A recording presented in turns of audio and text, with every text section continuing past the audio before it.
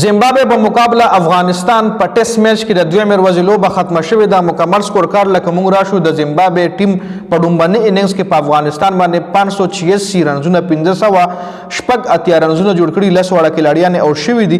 زیات رنزونه پکې چا کړي سیم ویلیامز پکې 150 رنزونه کړي دي. 140 رنزونه پکې کریج ایرون کړي دی کاپتان دی. 110 رنزونه پکې برین بنټ کړي چې دا پکې نټ آوټ هم پاتې شوی دی. ټول کلاړیان د دی آوټ شوي دي. نور پکې تاسو له سکرین باندې سکور کارت کاری چا پکې داسې هایست رنزونه نه دي کړي. د افغانستان د طرفې نوید زدران 2 وکټې ایشتلې دي.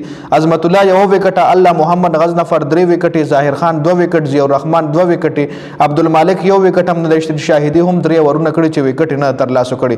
خر افغانستان بیټینګ ورپسې روان شوی دی چې په 15 رنزونو باندې د افغانستان 2 کلاړیان اوټ دي. صدیق الله اتل سکور نو کو پشپک بالونو 3 رنزونه، عبدالمالک په 55 بالونو 23 رنزونه جوړ کړي دي هم اوټ شوی. عبدالمالک رحمت شاه په کریس موجود دی اور شاهدی کپتان ور سره په کریس موجود دی. رحمت شاه 50 له 1 رنز پاتې دی. 50 رنزونو مکمل کېدو کې 1 رنز یعنی یو کم 50 رنزونو باندې بیټینګ باندې ولاړ دی. شاهدی هم 14 رنزونه جوړ کړي په 24 بالونو باندې. د دوه له پکار چې غټ پارټنرشپ وکي ځکه سکور چې کم دی د زیمبابوے ډیر هایست سکور کړی دی. 1580 رنزونه چې کم دی د زیمبابوے لوبډلې جوړ کړي. دا د دویمې ورځې مکمل سکور کارډو.